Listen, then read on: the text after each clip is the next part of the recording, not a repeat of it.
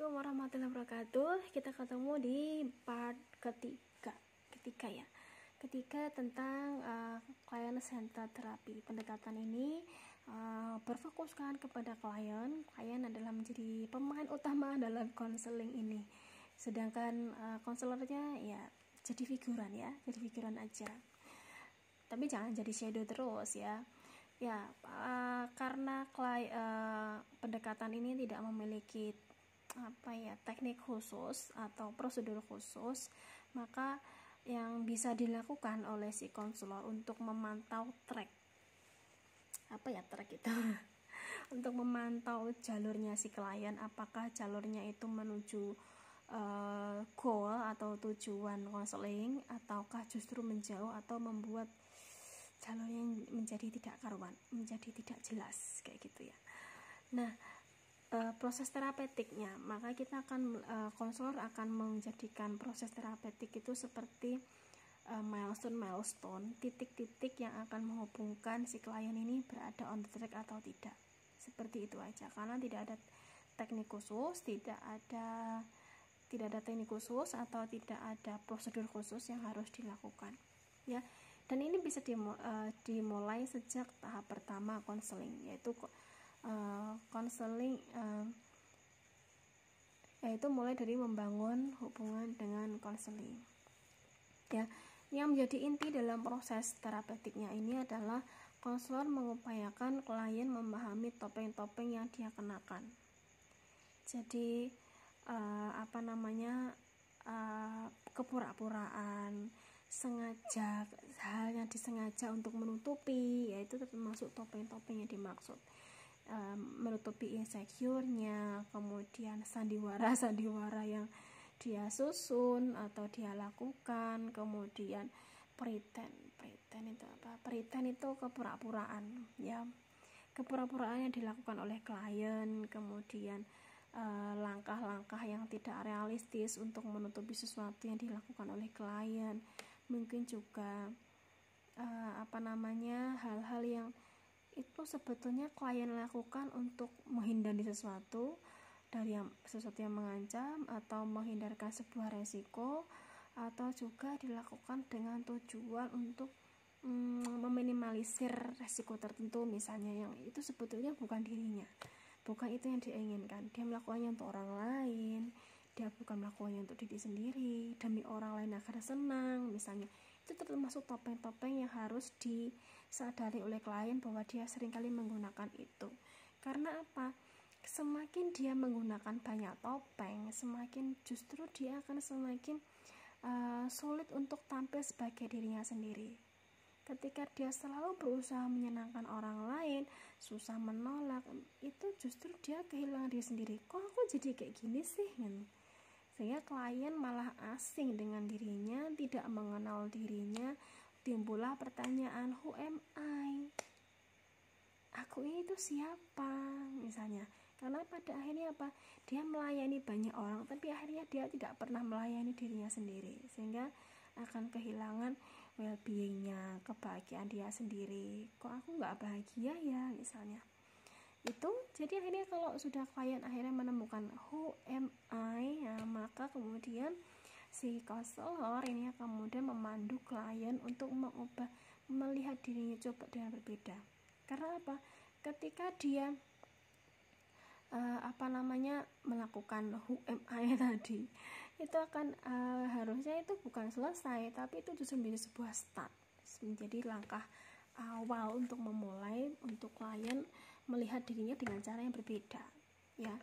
Misalnya apa? Ketika who am I nanti dia akan coba, oh iya ya, ternyata aku seperti ini ya, ternyata ini yang saya lakukan selama ini dan ternyata justru tidak membuat saya lebih baik misalnya, karena dia sering membohongi dirinya sendiri misalnya. Sehingga dia akan mencoba untuk terbuka pada pengalaman, misalnya hal-hal yang baru, misalnya masukan-masukan yang baru, kemudian menjadi tidak kaku lagi kepada dirinya sendiri, sehingga dia tidak kemudian dia mulai melihat dirinya sebagai tokoh yang perlu dibikin happy juga, seperti dia membuat happy orang lain, seperti itu dia terbuka dengan pengalaman yang baru. Kemudian yang kedua, klien akan percaya kepada dirinya sendiri bahwa dia sebetulnya punya kemampuan, dia sanggup, dia punya kemampuan, dia punya potensi yang mungkin selama ini dia tidak menyadari. Kenapa? Ya karena dia fokus pada orang lain, tidak pernah fokus kepada dirinya sendiri. Jadi rasa mampu atau sanggup ini membuat dirinya akan, yang diperlukan berikutnya adalah kesediaan. Dia mau nggak mengubah dirinya sendiri, dia mau nggak mengubah persepsinya tentang dirinya sendiri, mau nggak dia berubah, mau nggak dia melakukan step-step yang baru yang belum dia coba lakukan, misalnya ini. Karena nanti yang berikutnya ya, setelah menunjukkan kesediaan atau kesanggupan dirinya sendiri, makanya berikutnya adalah si klien ini akan mencoba mencari jawaban pada dirinya sendiri. Karena masalah klien itu kan karena dia tidak mau mendengarkan dirinya sendiri. Karena dia tidak mau mendengarkan dirinya sendiri, akhirnya ya dia tidak pernah mendengarkan dirinya sendiri, dia mengabaikan dirinya sendiri. Maka saatnya sekarang dia mendengarkan dirinya sendiri, apa yang dia inginkan, apa yang dia harapkan, yang dia banget ini apa. Makanya dicari jawaban adalah pada dirinya sendiri.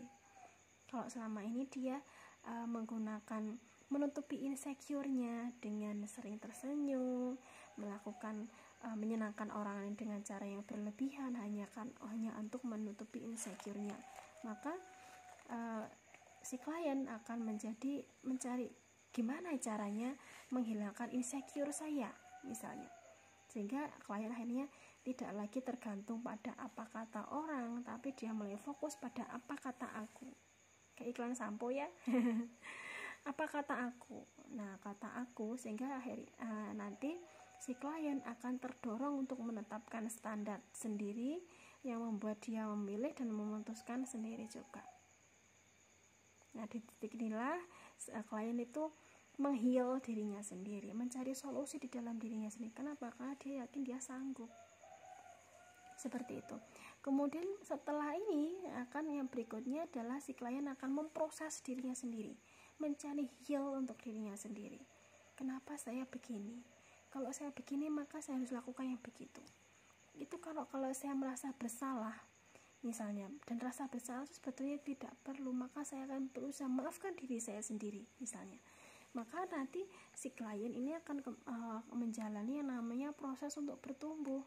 Kenapa? Karena dia akan melihat dirinya dengan cara yang berbeda, maka berikutnya dia akan belajar menjadikan itu bagian dari dirinya sendiri. Itu ya, sehingga